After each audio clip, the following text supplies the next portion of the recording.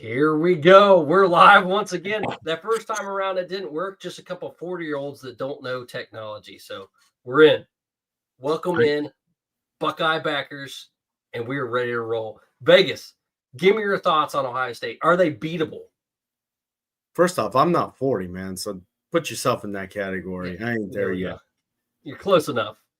And second of all, the way they're playing at the level they're playing at right now, really the only team that can beat Ohio State right now is Ohio State. We saw it against Michigan. They could do it. It's certainly possible. Turnovers, penalties. We'll get into that a little bit more. Certainly ways that can be a factor. And this is by no means a knock on Texas or their roster or their coaching or anything like it. You just see these teams that are playing at such a high level. They have that playoff. They have the momentum. You really look at them and say, unless they beat themselves, I really don't think they're beatable. How about you? Exactly. The turnovers are the only way that they lose this game. They're just playing with such a fire. That Michigan game changed this team. I keep saying it to people. We keep getting that thrown in our face as Ohio State fans, as someone who follows football. Michigan fans are always like, you can't beat Michigan. And we're like, I'm thankful. I'm glad we didn't beat Michigan now because it lit a fire under the team, under the coaches, and they've come out with a completely new offense. That counter offense is completely different from anything they were running before. I mean, pulling linemen and then going the opposite direction. This is just something that you can't defend against. And we kind of talked about it earlier, just me and you. It's hard to defend that. What do you need to defend that? You either need someone on the defensive line blowing up the play, just getting through the middle, or you need better athletes. And no one has those against Ohio State, at least so far. Yeah, it's a combination of things. And I think you can see this potentially with Texas because one area where you will blow that up and you have the ability to blow it up is really strong penetration from the D tackle position, being real specific there. Yeah, really looking up the middle. If you start seeing them blowing up that counter, maybe reading it. So right away up front, you're looking at D tackle pressure, which they can generate. Absolutely. Second thing you look at when you look at like a counter like that, you could potentially look at your linebackers not just run blitzing, but really quickly filling gaps in coverage. The downside with run blitzing naturally is you're creating either a very soft zone behind you or you're creating one-on-one man-to-man coverage. And as we've seen the last two games, you're not going to go one-on-one with Jeremiah Smith. He will win. There's not a cornerback in the country at this time that can go one-on-one against him in college football. And you're not going to go 2-on-1. That's what I was going to say. Even if you go safety over top and it's 2-on-1, I will take Emeka Egbuka against your second best corner any day of the week. So I'll still take Jeremiah Smith. Guard him with 2. You could. I mean, the one advantage I think teams will have if they can get that pressure up front early and get those linebackers flowing is counters take time. They're just not a quick play. Unless you start seeing some kind of crazy screen off a counter or a bubble screen off a counter or something like that, which we have not seen. They do take a little time to develop. So I think the real key here is going to be how does Texas defend not just the counter, but I don't know what you want to call it. The variations. Option. Yeah, I don't want to call it a counter option, but kind of a reverse counter, so to speak. When the guard and tackle are pulling to the right and the running play goes to the left, it's unorthodox. Like we saw against Tennessee. Yeah. Yes. You create that. What you've learned since Pee Wee football is you follow those lead blockers. Like if you're a linebacker, you follow the helmets. Yeah. Get a helmet on a helmet, and they go the other way. Too late. Because with that speed in space, and that's what they created. That's what we all wanted. We all knew it from the very beginning. It's just they had a new offensive line. They had to put them together. They had to figure out what the strengths of that offensive line were, and now we're seeing it. Man, those guys can they're not maulers. They're not pushing you off the ball. They still have that physicality to them, but they're better athletes. They can get out and run as an offensive line. And this has really changed the dynamic of this offense. I mean, it's just everywhere in space and speed in space. It's not necessarily that, you need to design plays for a speedy wide receiver or a speedy running back. It's just you need to get the players the ball. And how do you get the players the ball? That counter, man. And those options off the counter that they're doing. The counter, like the I don't know what we want to call it either. Like the reverse counter is probably the best terminology, but it's not really a reverse. It's not. It's a fake counter, I guess. Back end counter, short side count. I don't know how you want to describe it. You're basically going against the grain on it, and I think what you see, it's like a counter. Yeah, it is. Really, I mean, for lack of better terminology. I know you're being a little facetious, but in all seriousness, it is like a counter. And I think, I think with Ryan Day and Chip Kelly, what they saw is, I don't want to call this line a finesse line, but you're right. They're not a big mauling line that's going to push you around. They're a true athletic offensive line.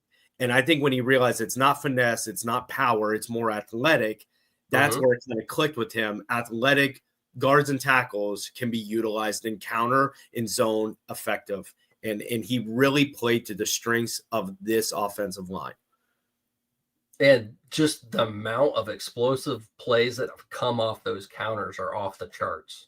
Off the charts, dude. Yeah. I mean, wow. I'm still stuck on the Rose Bowl, man. I can't get my head off of that. It's so romantic. I talked to another friend. The Rose Bowl is romantic. If you don't get the chance to go there and you're a college football fan, you're wrong. Go for any game. It's just the perfect setting for football. Go watch a game there. And then Ohio State just being what they are right now. This is every Ohio State fan's dream.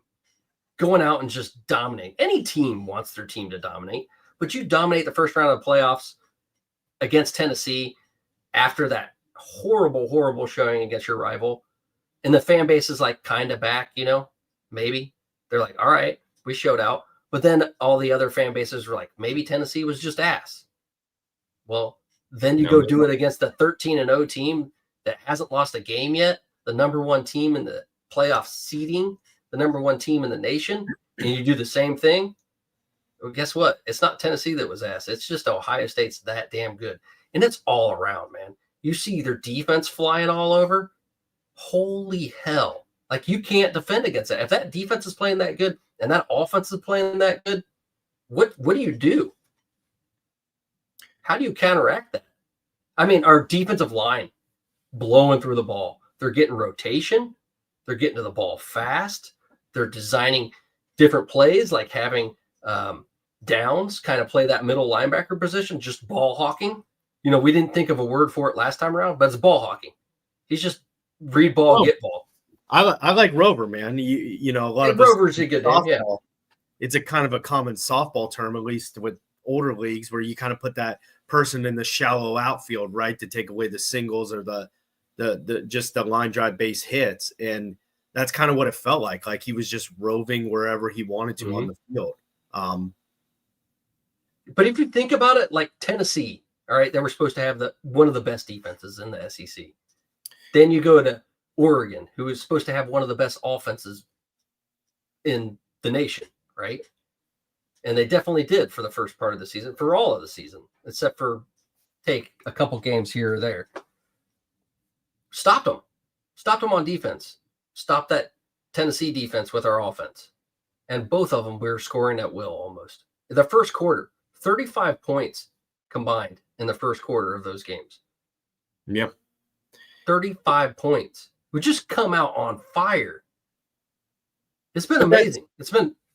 It is, but that's again, this is maybe going to be a little bit less statistical X's and O's type show that we've done. The previous two, we've really been comparing stats.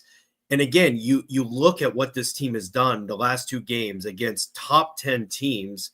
Tennessee's not ass. That's a top 10 team this year. Mm-hmm. This year, I don't know in other years, but this year they are. Oregon was clearly the best team in the country.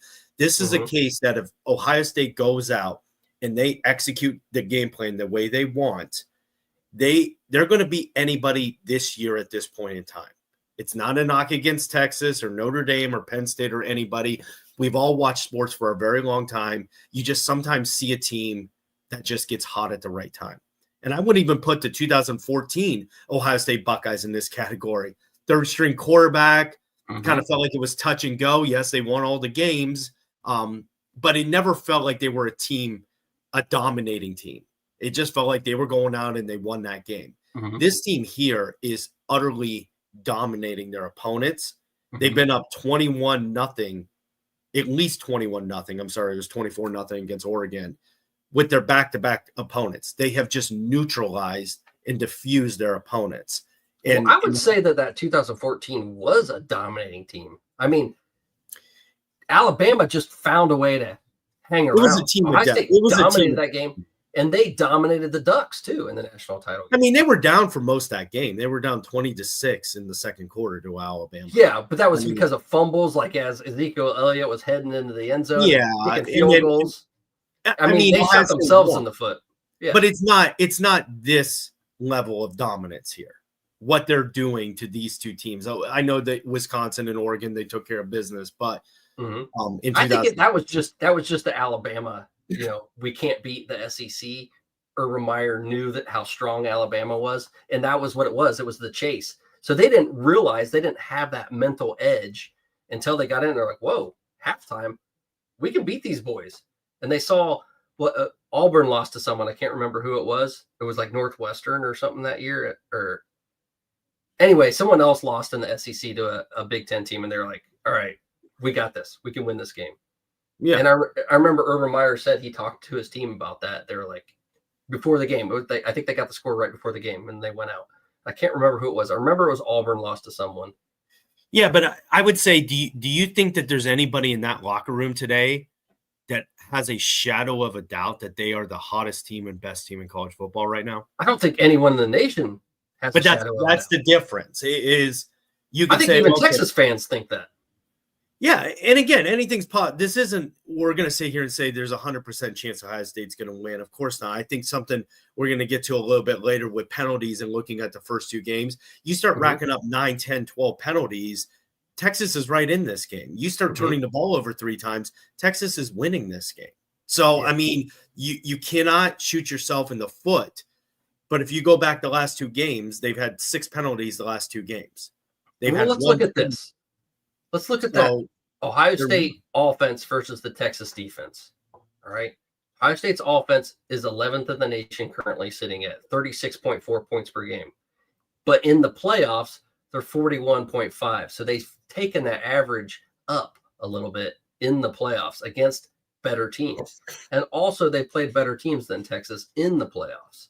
Yes. Texas defense is 4th in the nation, allowing just 14.5 points per game. Pretty damn good. But they're allowing 27.7 points per game in the playoffs. So a little bit different, right? And 7 of those points were given up in overtime, so it would be about 24 points average without that. I don't think you can count overtime points in their average because it's not normal, right? Possibly, but what do they have on defense though that can stop this Ohio State team? Yeah, they're talented. I mean, you look at the cornerback position. This is kind of a pro and con, however you want to put it. Jahdae Barron, 6 foot tall. Yeah, 5'11". I'm seeing 5'11", and that sounds generous. And Mukuba is 6 foot tall, again, probably generous. Now, both of them are tied for third. I got to say it like that. But there's a lot of people with 5 interceptions in the nation. But they both have 5 interceptions this year. So I like to see that. Ball hawking cornerbacks, definitely a little bit kind of on the shorter end. 6 foot's not terrible if he is a true 6 foot cornerback. But again, you're dealing with Tate and Ibuka and Smith. And we'll steal the Joel Klatt line that he used. I forget which game at Ohio State. He says helmet or higher throwing to Jeremiah Smith, and he'll get it. And sorry, Makuba and Barron are not going to catch it if it's helmet or higher within his radius. So, his radius is 99 yards. It is. Just throw him the ball. It is. He's going to catch it. But I mean, this is where I just don't know what kind of Texas team you're going to get. And if you look at their roster on paper, it's a damn good roster. It's one of the best rosters in the country. And their stats. Their stats are comparable. Yeah, let's get into the stats a little bit, man. So like I got one for you first. Since you mentioned turnovers, they're second in the nation. They've gotten 30 turnovers, all right, but they've lost 24, which is 126th in the nation. So they're getting a lot of takeaways on that defense, which is something that's been a little bit of a problem in some games this season for Will Howard. But he doesn't have as many interceptions as even Quinn Ewers. Ohio State, they've gained 17, which is 66th in the nation, but they've only lost 14. So we have less takeaways, but less giveaways too.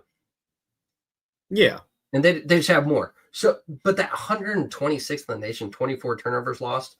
If Ohio State gets some turnovers on top of everything, they dropped a couple balls against Oregon that game could have been worse. I mean, think about this. Ohio State hasn't forced a turnover in the playoffs. No.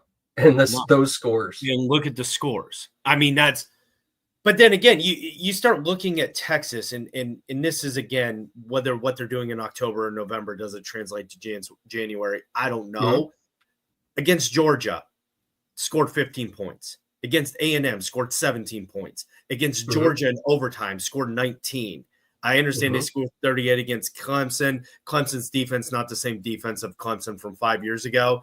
And yes, they scored 39 against Arizona State. That's in double overtime. They went into overtime scoring 24 against the pedestrian Arizona State defense. So the point I'm trying to make is when they start playing these really good teams, you're not seeing this offense light itself up. And I think not just that. I think that's the only way you're going to beat Ohio State is you're going to have to put some points up on the board. Absolutely. At this juncture, at the way Ohio State's playing, you have to score points. You have to get turnovers. That's the only way to stop this team. Listen to this stat.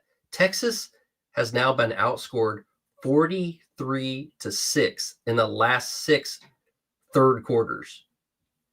If they come out like that and just score 3 points or less, like they've been doing the last 6 games, they're screwed.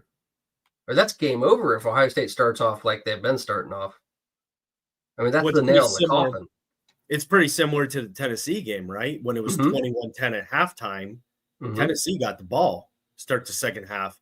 Ohio State puts 21 on the answer up, regardless of them getting the ball, and the game's over 42-10. This is kind of silly to say, but I did say it in the Tennessee game that I want Ohio State to get the ball first and score. I think they needed that cleanse. I'm going to say the same thing here with Texas. If I'm Texas and I win that toss, I am taking the ball. That damn ball. And you better score 15 best plays, and I'm scoring because I'll tell you right now, if Ohio State, if they receive it or they force Texas to punt and they get the ball and they go up 7-0 again, they're going to be saying to themselves, just like Oregon, just like Tennessee, we're rolling. Nobody can stop us. It's a mental edge. And Texas or Ohio State has not trailed in the playoffs this year. So I think if I'm Texas, I want to be like, you're now trailing. I put up 7 on you. We're going to mentally prove that we have the edge here. How many points? But I was talking about good teams, Josh. I was talking about good teams. And you know what? You bring up Michigan all you want, because Michigan just made our season that much better. They just made this team hungry and ready to play ball, and they've been dominant ever since. Well, it's just what Will Howard said after the Oregon game. He said they're playing angry, and you know why they're playing angry? Because they lost to Michigan. That's why they're playing angry. So, I mean, and we'll get into this a lot in the offseason about kind of they're going to shove it back in Michigan's face. Like, all right, you had your time, but guess what? We got hardware. Again, all we have to reflect on is that loss galvanized this team and gave them everything they needed to get their heads on straight. So I don't want to talk about it anymore. We'll talk about it in the offseason in terms of what that ultimately means. But it's one of those times where a loss is a blessing. Are you asking if Kansas State alum Will Howard got a degree from Kansas State? Question mark? I think what he's referring to is he was 0-4 against Texas. But hey, how many times does Kansas State beat Texas? Doesn't happen all that often. And, Texas is much better than Kansas State. And always will be. And that's why Will Howard's here with a bunch of studs and doing what he's doing, slinging the rock, man. The last 2 games, I know he was 65% the last game, but he was over 80% against Tennessee and over 300 yards in both games. And that's the thing. I still look at it. He's making some great throws, so I don't want to take anything away from Will Howard, but he's looking like the prototypical field general where you're just seeing the field, you're getting the ball to the right places, and you're letting your playmakers do what they got to do. And that's not, I know people take that as a negative connotation to call a quarterback a field general. No, he's seeing the field and he's making the right plays and the right throws. And he is making some really, really good throws. The touchdown to Ibuka was brilliant. That out to the Jeremiah Smith when he was basically triple covered was an excellent throw. So he's making some good throws, but he's also just making the right reads. And when you have a receiver like Jeremiah Smith, it can make anyone look good. You just throw the ball up. But the throws that the deep balls are what's impressing me. Like, because that's where we had our question marks to start. And he's just dropping those in like it's nothing. Like, it looks like it's second nature to him. His footwork's good. His follow through is good. It's a thing of beauty, man. It is. And I think that was always, I think early on you told us the knock on Will Howard was footwork. I think you told Adam and I that in the offseason, and to really see that collected, I think that's good. Yeah, it was actually from another guy. I can't remember. Alley Cat. He was a Kansas State guy, and he had a podcast. It really was more about breaking down film than anything. It just said his footwork's sloppy, and that's what they need to correct. So he would throw off his back foot a lot and not step through on passes, and he did that some this year. You saw it. You saw it in a few games. I think that interception in Iowa, definitely bad footwork. You saw it a ton in Michigan. So it's just one of those things he's got to break that mold out of, which he has more often than not. I think he did in the play. That's where it started. And Ryan Day said it after the Tennessee game. When his footwork's good, he's the best quarterback in the nation. Which brings me to just play like to Ocho, man. On ESPN. I don't know if you saw that. No. He said Will Howard's the worst quarterback left in the playoffs. Out of all of the quarterbacks. Of course, Ocho was also Texas grad. Texas grad. Yeah. So he has to say that because he's going up against them soon. I think isn't it Acho? Acho, sorry. You threw me off. I got Ocho Cinco in my mind, man. Listen, if I'm Ryan Day and I'm Will Howard, I'm so thankful people are saying that, because you get to this point and you just want any competitive advantage ever. If somebody said you're just good, I'd be like, just good? No, I'm the best, and I'm gonna go. And the Horns Twitter came on and was like, someone on there was like, "This is Quinn Ewers' revenge game." So like, what? He came, he took his money, and he went. Which is fun. If anyone needs revenge, it's the coaching staff at Ohio State. No, it's the boosters who paid the money for him to never see the field. That's who needs the revenge. I don't think Ohio State had any ill will for Quinn Ewers transferring, and I don't think Quinn Ewers had any ill will with Ohio State. He saw an opportunity at Texas. That's his home state. He took it. I mean, that's the era we're in. I have no problem with Quinn Ewers doing what he did. Absolutely not. I mean, would you have done the same thing? Absolutely. That's why I don't fault him.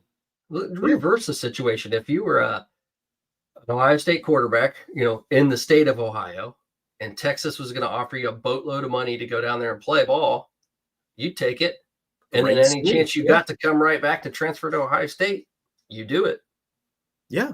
And yes, this fits right into what we're talking about. We're talking about Ohio State's offense versus Texas defense. And when Day unleashes the offense, Howard seems to be pretty good. And I would add an explicative in there. I would say pretty damn good, because he's been amazing, man.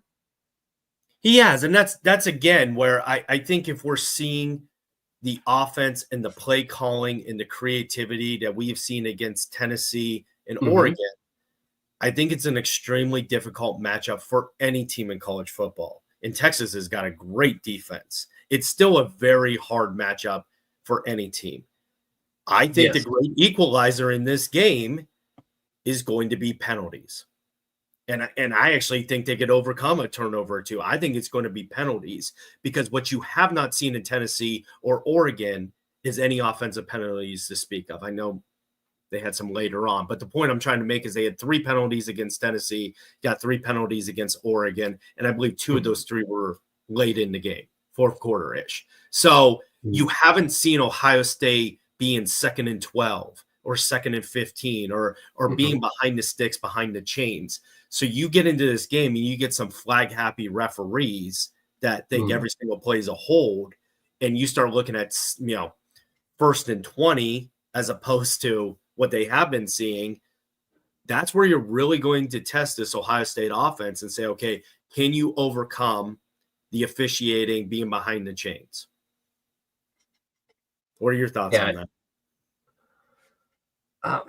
I think what it looks like in the playoffs so far everywhere has been they're bearing their flags for the most part. I mean, you saw that what was targeting against Arizona State not being called because I don't think that they want to take away from these games with penalties. I think they've gone past that. They've done that, in games past. It really drives fans nuts. Like, that's not how you want to see a game end.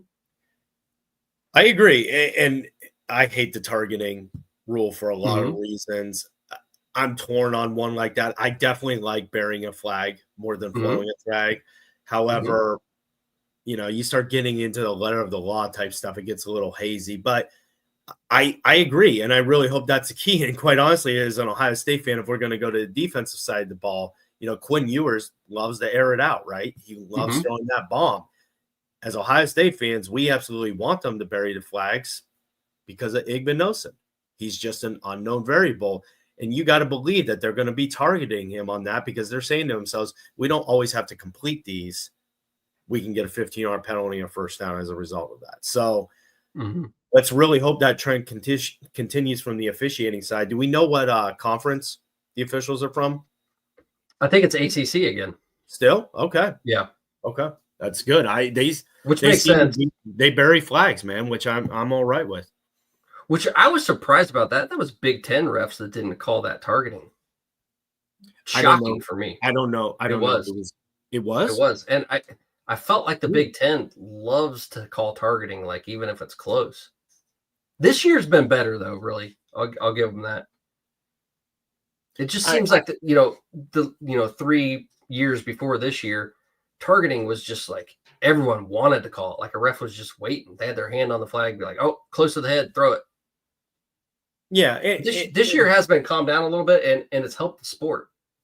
It has. It's an atrocious rule. You and I have talked about this to eject a 19-year-old kid because some offensive guy lowers his head as you're making contact is just it's absurd. I'm all right with a penalty or anything, or you do it twice and you're gone. But this notion of they were throwing kids out of playoff games, they were throwing them out of everything just because, slowing down in triple slow motion and the offensive guy lowers his helmet and they make mild contact. And so I do like it. Again, I'm not going to go back and forth on the Arizona State Texas call. We saw it in Miami Cal earlier in the season. It was the most blatantly obvious targeting I've ever seen in my life. And they didn't call it. So I think your point's valid that maybe the NCAA is saying, hey, the coaches are getting to these players. They're telling them how to tackle better, how to hit better. You're seeing concussions and hits to the head down. Let's cool it a little bit on those. Let's talk about Jeremiah Smith a little bit. This is a freshman. Smith, man. I love it. Always open. Mr. 70 receptions on the year, 1,224 yards and 14 touchdowns. And Texas fans want to talk about Golden. Number 2, he's a great receiver. 936 yards, 9 touchdowns, 16.7 yard average. Hey, guess what? Jeremiah Smith's got you beat on all those categories. And he's a freshman. This dude's he's an NFL receiver now. He is. He is an NFL receiver now. He would be top 5 in April if he could come out, and he can't come out for 2 years. So it's just a once in a generational type player. That's just what he is. There's no other way to describe it. This isn't a knock against Golden or Bond or Ibuka or Tate. It's not a knock against any of them. You're just dealing with a once in a generation type talent who not only has just the body type to be an elite wide receiver, but he has the mentality and the work ethic to be an elite wide receiver. He's just a complete package. And I really don't know at the collegiate level how you stop somebody like that. And even if they do try to, I don't know, let's say man-to-man with maybe some kind of soft zone at the linebacker and a zone over the top with the safety. So you're kind of almost kind of having 3 guys on them. Great. How are you going to stop Ibuka, Tate, Scott, Henderson? I mean, that's the real key to success here. And I think when even they were getting away from Smith, Ibuka was getting his balls. Scott was getting let's just say that they do. Yeah. Then Gee Scott's open. I mean, I'm looking at Ibuka and Tate first, but you're right. If they're going to leave that open and he's open, they're going to get it to him. There's just so many weapons on this offense.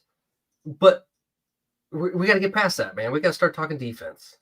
But we need to get to a commercial before we do that. So I'm going to go with some Dano seasoning. Let's get it spicy in here. Yum, yum. Yum, yum, get your some. Yum, yum, get your some. Yum, yum, get your some. Dano seasoning, food's favorite flavor. Yum, yum, get you some. I'm Joe Burrito, your favorite burrito. Whoa, whoa. Joe, we Hey. all know you're the best. What? But you can always do better. What you got? Try the new Dano's Hot Chipotle. Hey. Ooh, that's spicy. Yum, yum. Yum, yum, get you some. Yum, yum, get you some. That one will always make you hungry, no matter what. All right, man. Smells good. Ohio State defense versus the Texas offense. This D-line scheme has produced more sacks lately, more pressures lately than they had during the season. And this defense was good during the season. 4 sacks against Tennessee, 8 sacks against Oregon. Didn't even get close to the quarterback against Oregon back in October. They're looping. They are stunting. They are changing their defensive scheme and sometimes even dropping guys back when defensive ends need to be dropped back. They're spying sometimes with the defensive end. However, I don't like it. It's something different, a little change. Just rotating on the defensive line, if I didn't already mention it, is something that we all wanted to see. They're doing that now. Caden Curry's been getting in the mix. What I really, really want everyone to realize is you got to watch Tyleik Williams, man. Tyleik is all over the place. And then as a defensive tackle, you don't always get those sacks. You don't always get in and get those, stats. But blowing up the offensive line so that the defensive ends can get in there and make the sacks, or so you can have Cody Simon follow through and make those tackles. Watch him, man. He had a hell of a game and didn't get any credit for it, really. Hell of a game. Taking on 2 defenders a lot of times, and linebackers, Lathan Ransom, coming in and cleaning up shop.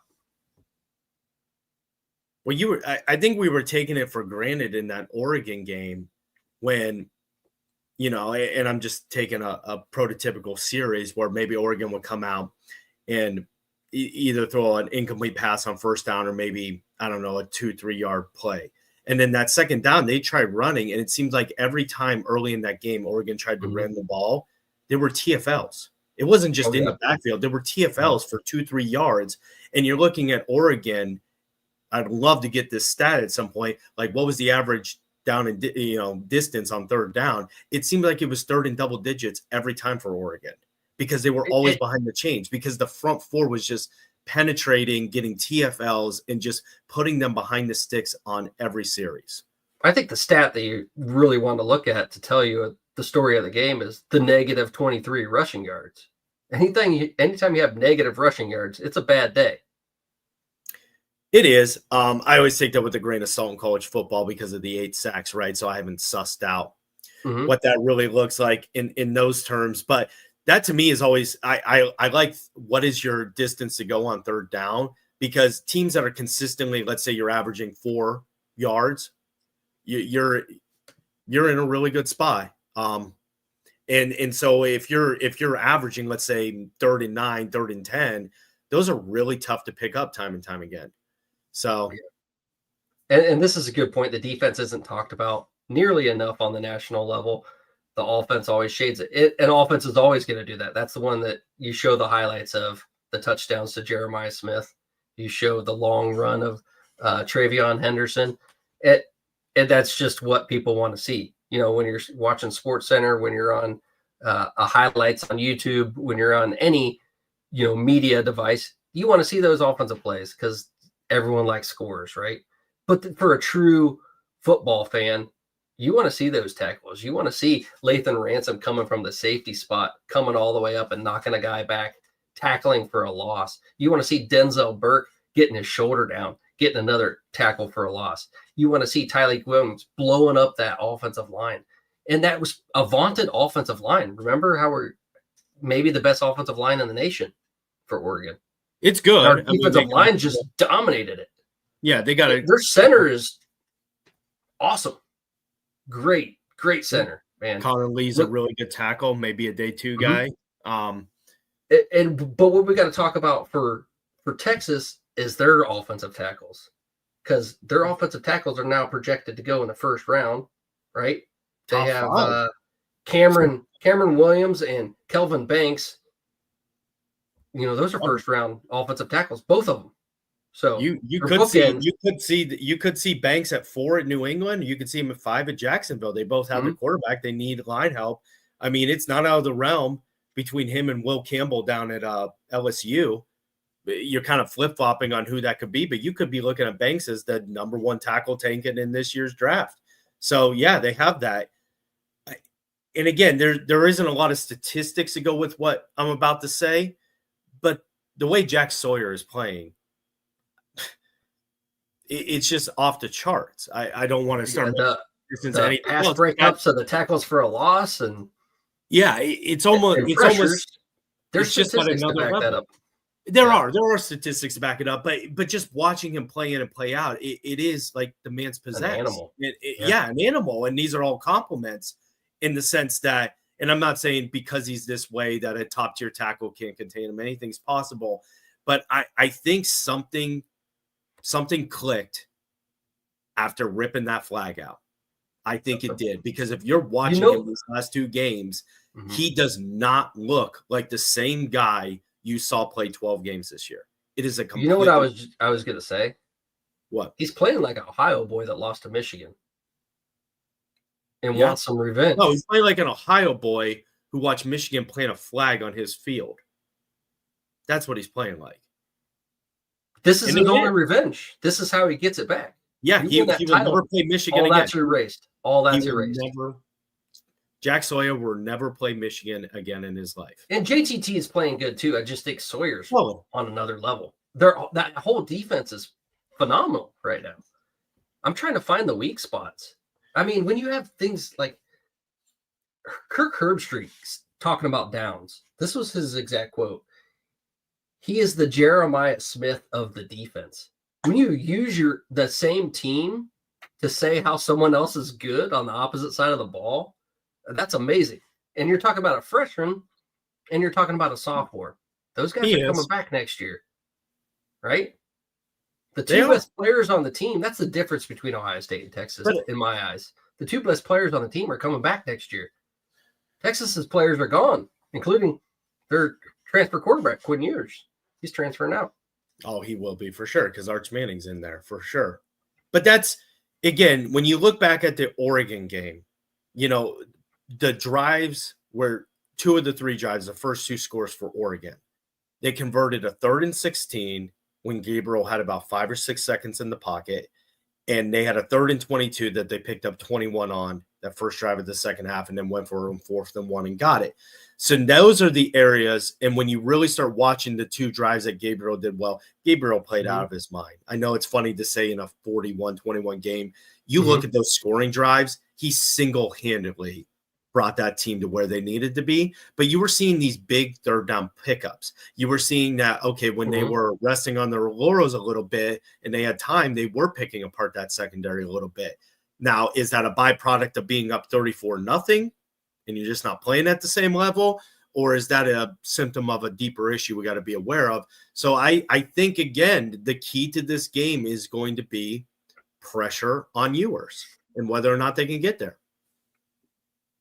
Yeah, and I think they will, especially up the middle. This is where I think Tyleik Williams and Cody Simon have to cut their teeth, man. That's the wrong words. That's cutting their teeth is not true. This is where they earn their paycheck. A game like this. Nothing disrupts a quarterback more than pressure up the middle. And you can go back to you look at when Brady lost the Super Bowl, he was getting pressure up the middle. When Mahomes got beat by Tampa Bay, their D tackles, Vita Vea, was in his face in a second and a half.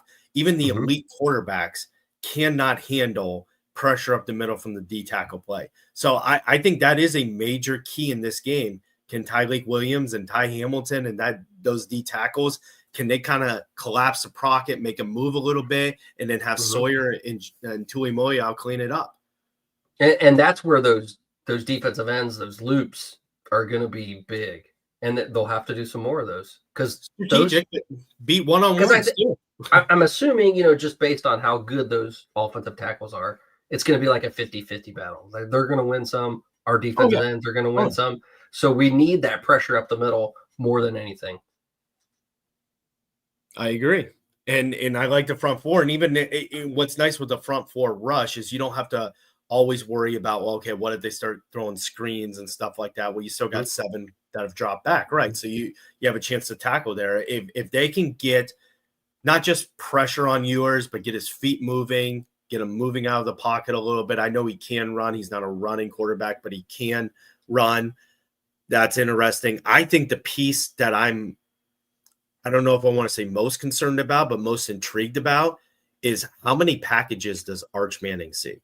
Because Arch Manning has been predominantly a runner when he's got into the game. He's a fantastic athlete, and Ohio State struggles against running quarterbacks.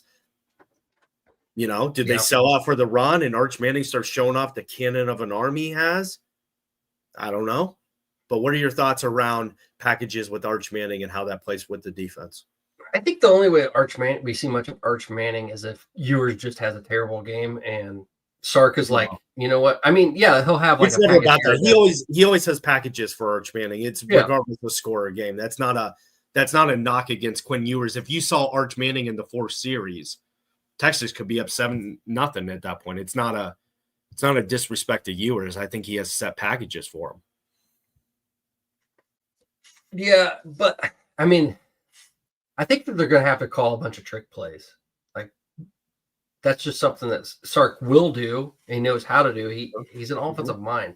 I just don't think he's quite got the exact talent that he wants to call his full offensive arsenal that he would have at Alabama, and that he did at Alabama. They're almost there. They're not quite there totally yet. I mean, those are some pretty damn good teams when you got Devontae Smith, right? And you've got some. He just doesn't have the Heisman winners yet. When you get those, it's a lot easier to call plays. It is, and I think this is a true test for Sark, right? Last year, playing Washington, couldn't win that big game. I think this is another Final Four big win for him, and if he is not able to get it, yeah, I think it does. He's not on any hot seat by any means. I don't want to make that leap, but I think you got to start questioning, okay, were you talented because you had Nick Saban's roster, or are you talented on your own merit? We'll see. The other thing I want to get into, how did Texas's offense play against what was outed by some as an underrated defensive line in Arizona State? Did you see a lot of pressure from that defensive line in Arizona State on Ewers? A lot of no, I didn't watch a ton of it. I don't recall much. I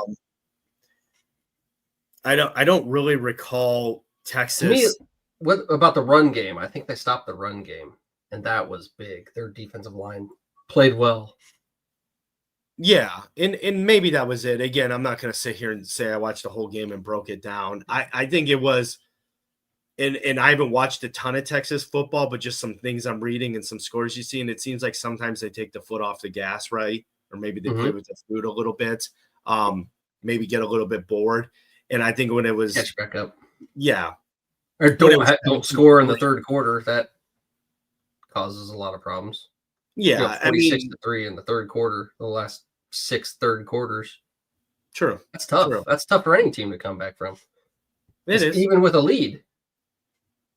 It is, but I don't know. I also can't just take much from that Arizona State game. I think it's a fun story. It's a pesky little team, but if you just look straight coaching roster, Texas is just vastly superior to Arizona State. And the game doesn't go to overtime if their kicker makes a normal range field goal. So I mean, has he worked out his kicking game? Maybe. Our kicker did.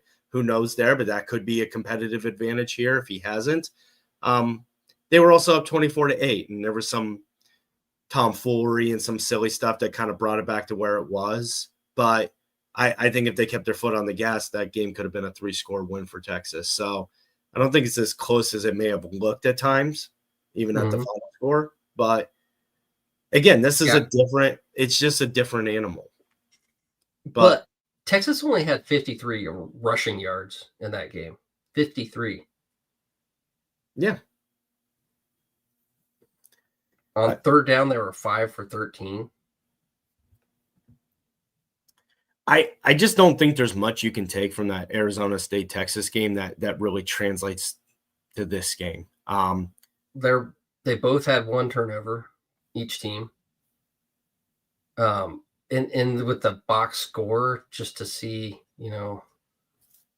they were up. What would you say the score was at half? 17-3, I think. 17-3.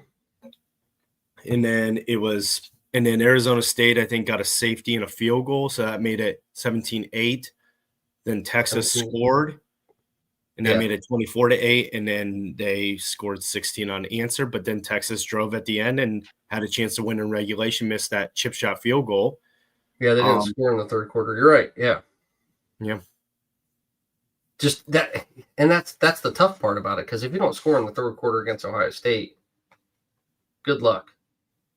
What we got to see. What we got to see is how, like you mentioned earlier, how does Ohio State come out? If they score first, it's over. And it's weird that momentum. It is weird. It's psychological. It's purely psychological. That first drive in the Rose Bowl, you're like, oh man, if Ohio State gets a stop after this, the game over. I don't know. I wouldn't say when Ohio State's up 7-0 and Oregon's punting, I sure as hell was not saying game over. When did you think that? Oh, because I'm an eternal pessimist, probably midway through the fourth. So, no, I look at a team like Oregon, and I say this team can score at will. They got Tez Johnson. They've got elite wide receivers.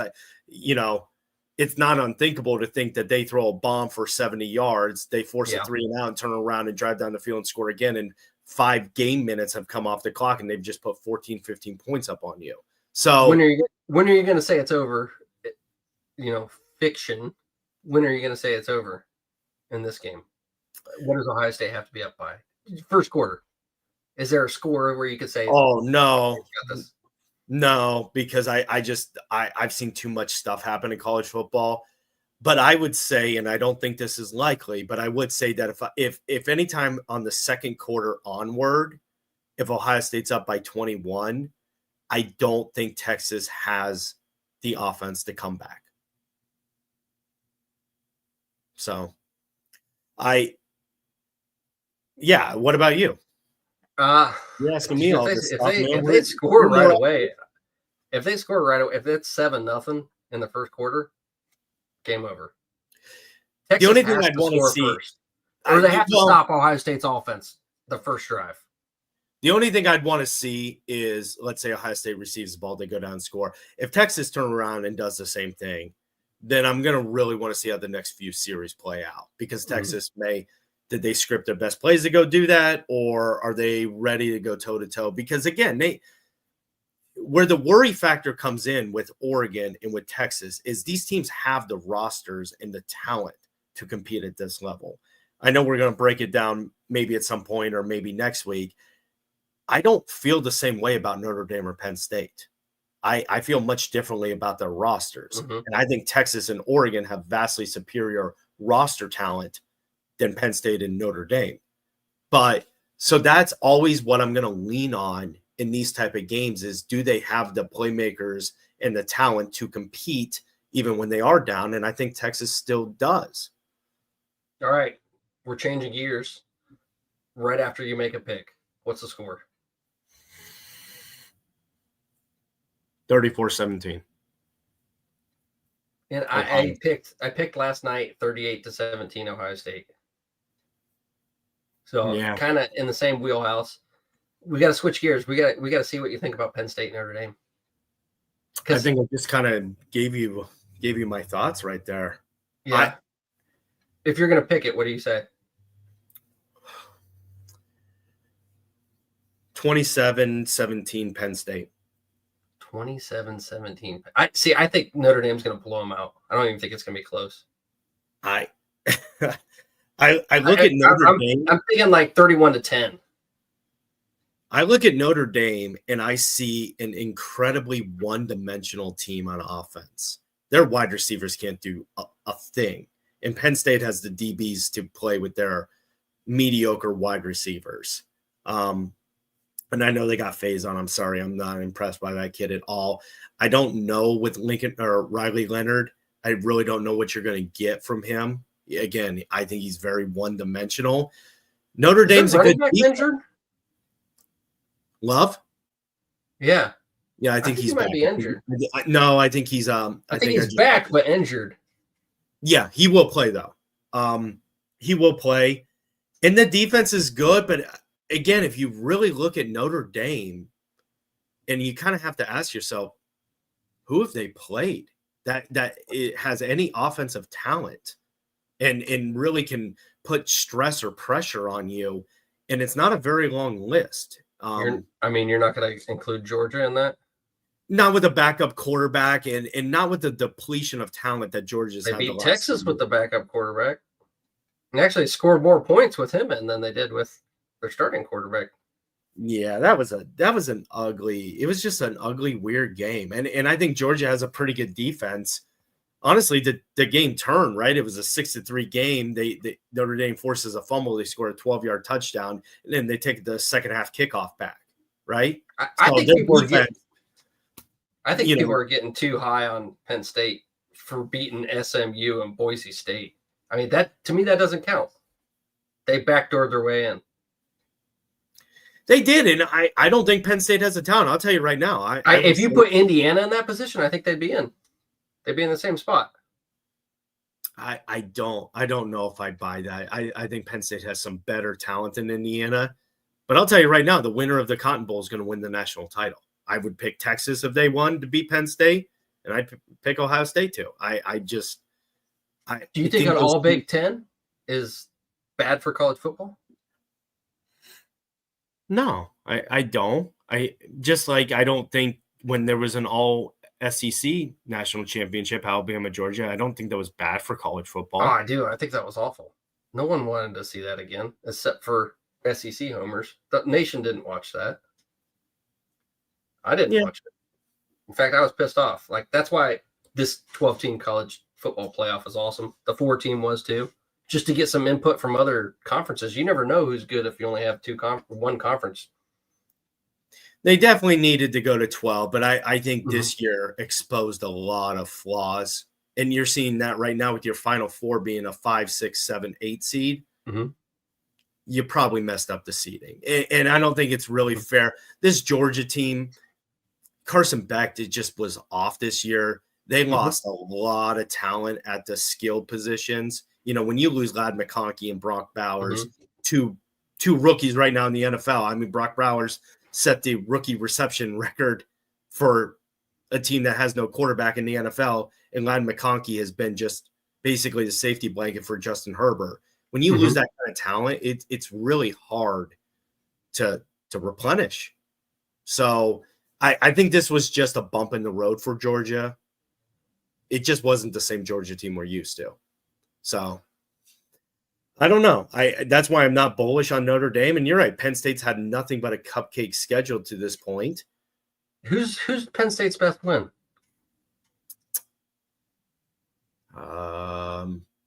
Illinois.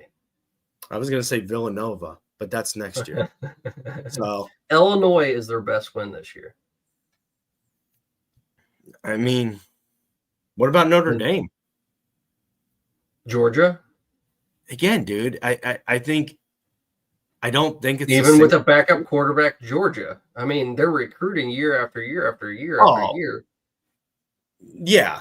Tells you all you need to know. Their defense is legit. I mean, their defense is legit, but the offense was just in a bad place, man. It's just not the same Georgia team that we're used to. And probably they'll retool a lot of things next year. They're getting the Branch brothers, man. That right there alone are weapons they did not have on the field this year, Zachariah Branch. So they're already possibly the Branch brothers and Ewers. Possibly, yeah.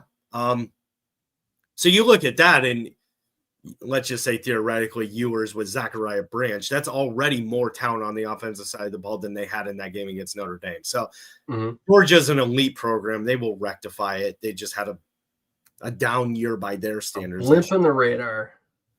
But yeah. The other thing we got to talk about, like, is each win in these playoffs, though, is another chunk, another chain in your armor in recruiting. Like, all eyes on you. You win this next game, you get a little bit step ahead of everyone else, a little bit step ahead of everyone else. Then what we saw this week is all of those transfer players are at Ohio State's practice already. Yeah, the portal players that have joined are there. So they get to practice, they get to learn the culture, they get to learn the playbook, they get to see how possibly a championship team practices, how they're built, and they're just learning to be part of the team already. That's an added benefit, those extra practices for all these teams that are still in the playoffs. Wow. Absolutely. And maybe, I don't know, maybe it convinces a couple guys to stay that would have left. Not that I'm overly concerned about anybody who's throwing their name in the transfer portal. It might convince more people to leave. You know, if you're like, whoa, that's a huge dude, I'm out of here. Possibly. And some of the people they brought in. He's taking my position. Well, you saw, what I thought was odd is coming into the offseason before the portal, we were talking how really they only had 2 running backs in the room, right? With Peoples and Williams-Dixon. And then they go out and they get 3 from the recruiting class. And then they bring in the transfer Donaldson from West Virginia. So now you have this fully stacked room. So Williams-Dixon's thrown his name into a portal. So, a lot of shuffling at these kind of positions that you haven't seen. And obviously the news that's been leaking with the DN from Georgia, Damon Wilson. I mean, you land a 5-star like that. Yeah, maybe that's why you saw Melton throw his name into the transfer portal, who I thought has had some good reps and some good minutes. Not a starter, but a nice rotation guy here. So, yeah, you are going to see some of that movement here by and large. But I think your point's solid about the fact that these guys are getting in and they're getting reps and they at least get the practice. They can play in the game. I think that's a huge bonus for this team. Yeah, absolutely. And if I'm sorry, I was laughing at Ryan's comment. My apologies. I didn't mean to. No, that's fine. I mean, I think that's true. That's a valid point. Now that the other conferences can pay openly, the SEC is losing a lot of upper hand, I should say. Well, and the transfer, it's combination of the transfer portal too. So, and like a point that you made, if Iowa needs a quarterback and they can go out and get the second string quarterback from, let's say, Auburn, come on down. I'll give you some money too. You picked for the just out of an example. Out of an example, because I started off with Iowa, so I had to pick a gross. Come on, give Ferentz a little more credit. He can go to. I'm not going to give Ferentz's offense any credit whatsoever. Hey, he fired his son. If we were talking defense, I would have. if we were talking defense, I would have gone I- another direction. I think to Ryan's point, as he's commenting on now that you can pay everybody legally, the SEC is in trouble. I think he has a valid point there. I also think the fact is, if I'm a 4-star and I go to Bama and there's a chance I could start next year, or I don't know if the guy ahead of me is going to stay or go to the draft, or there's all this uncertainty. And my agent through a back channel says, hey, USC wants you and you'll start right away there. Part of me is like, yeah, I don't want to sit on the bench another year. I need to get 2-3 years of tape in. So this transfer portal, I think, is depleting depth on a lot of really good teams.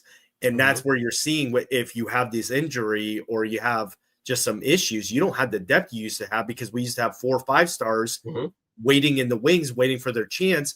Why would I wait anymore when I can go play at 40 different schools at power conferences? So, and which I actually like. What we saw again, even today, I know you weren't excited about it. Ty Howard from Duquesne has transferred, has 2 years left at linebacker. The brother of Bo Jackson, who is a freshman, now actually at practice. He did have an ACL tear sometime this season. I believe it was end of September. Practicing today, or not, I think it was yesterday, but also today, at Ohio State. Early enrollee, can start practice January 1st. Yeah. And I know you're worried because it's Duquesne, but Ohio State's not just being like, all right, yeah, we'll accept a transfer from a nobody. That's just not what Ohio State does. No, and you look at Josh Simmons. Everyone thought he was a nobody. Why are you taking San Diego State's tackle? And now he's one of the top. Is he the top? Second, I think the second offensive tackle. Third offensive tackle. Right now, the projections. Yeah. He is. He's the third. He was a nobody. And look where he's at. You're right. And Ohio State's doing their due diligence. Trust me. They're not just inviting someone to be a practice player. And they don't invite your brother because they like you. That's not their shtick. We did talk this morning. We had no idea what conference Duquesne was in. They are FCS, which is good. And I paused a little. I think it was what's the guy's name? Logan. I'll butcher it. Logan Graham from Iowa Logan State. George. My apologies. Idaho State. From Idaho State again. You have to believe that they're scouting, and we've talked about this too. The one of the main perks of the transfer portal is you're 18 years old, you're a 2-star. You haven't developed. You go to Iowa State, you go to Duquesne, and all of a sudden over the summer you grow 4 inches, add 40 pounds, and you've got the body you should have had, but you just matured a year or two late. It's now giving you that shot to play at a high level school. I like it. But I'll also say this too. I think what we just talked about with all these transfers and potentially losing depth, if I'm Ohio State or I'm an elite team, I want to target a really good player, but I almost don't always need an elite player, because what I'm looking at too is I need depth. I want somebody that, if my left guard goes down against Iowa in the second quarter, can I plug and play somebody for 3 quarters and stabilize? I don't need an All-American. So that could be part of the strategy here as well, is let's get some of these guys that could be good special teamers, good role players, good backups. And they're going to be so thrilled about being at Ohio State that they have no interest in transferring. What are your thoughts on that? Well, I think there's some of it. Yeah. These guys get a chance. They get some film out there, first of all, to see what they've done against college talent, which is completely different than wherever they're coming from in high school. Some of these high schools are elite, some of them aren't. So some of these kids might be going to Idaho State because they didn't play any talent and no one knew who the hell they were. Sure. You put some film out there, you develop a little bit, and they're like, whoa, all right, you're our level. Secondly, we've talked about it before. Some of these guys are reaches that go and get film out there. And a lot of them, we're seeing Ohio guys coming back to Ohio because they went to the Purdue's, they went to the Minnesotas, they went to the Duquesne, and they put that film out there. And Ohio State in prior years would have taken a reach or two. They don't have to anymore. They say, you go get some playing time, and if you're good enough, we'll meet you in the portal. I agree. I don't know if you necessarily have that conversation exactly like that, but as a coach, I would. I think it's smart. I think it's absolutely smart. And if somebody You don't can take 3-stars anymore. There's no reason. 3-star No. reaches, at least, unless you think that they're a 5-star and they're just underrated. There's no reason to take them. And there's no reason unless you're just a diehard Ohio boy or Ohio State fan, and you know that you're probably not going to ever go pro, and they make you an offer, and you're just extremely comfortable practicing with the team, being a backup, playing against Akron or Kent State or Toledo. And short of that, you're just thrilled to be there. Short of that, no, if you have this desire to play at the NFL or see how high you can actually grow, go somewhere where you can start right away as a freshman. Get those game reps in, because someone's going to take you, even if it's not Ohio State. If you're doing good, if you're good enough, someone's going to get you. Someone's going to get you in that portal, and that's a benefit to the players. A lot of us, old heads, I guess we'd say, get off my lawn, old men, are like pissed off because it changes the game so much. But the players got to do it if the coaches can, and I think it's made the game better. It's given a little bit more parity, but it's going to change. Like all these schools that have figured out NIL are going to take over, and the bigger cities, schools in bigger cities with more money from companies, they're going to take over. And there's always going to be those outliers, like we talked about, the Oregons of the world, if they have the financial backing of Phil Knight, the Michigan States of the world, they have some big donor. I can't remember who it was. I think it's Michigan that has the guy that owns Oracle. His wife was a Michigan grad. I can't remember who it was for Michigan State, but there's schools out there that have some huge donors, and you're not going to get past that. Some of those guys just have so much money, or gals have so much money, they're going to be able to, fund a roster. Well, just because you have huge donors doesn't mean they're huge donors to sports. I mean, I can make the great case up here at the University of Washington.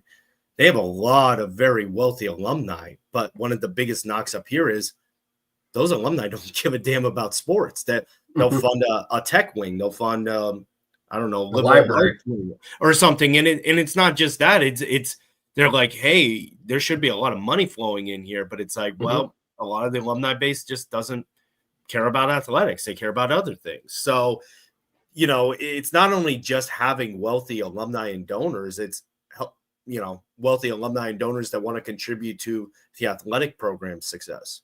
So hard to find. Hey, man, I think we about wrapped up the show. You got any final thoughts?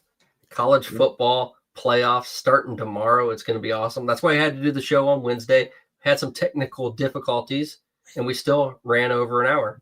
So life is good, man. We'll get it ironed out for the Saturday morning show. So everybody join us Saturday morning after the game, and we'll hopefully be talking about a national championship game on January 20th. Hell yeah. Buckeye backers, we are out of here. But before we do, I'm going to play our intro as an outro. Here we go.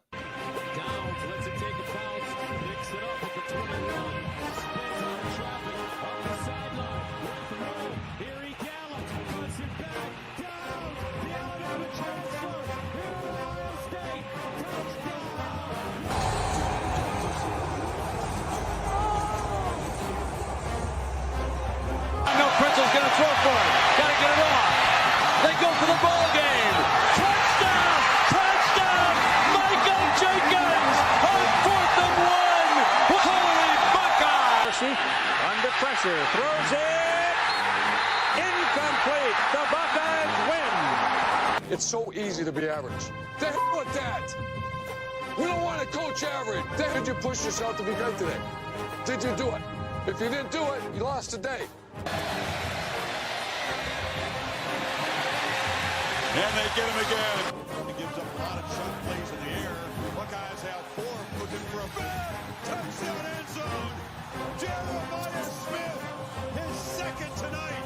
If you take a downfield shot, loops it back across the body, and climbing and making the catch. They're going to need to hold up against these receivers. Taking to Judkins again, and there is Smith roaming free, breaks the tackle. Ohio State strikes quickly from 45 yards. To see you shine.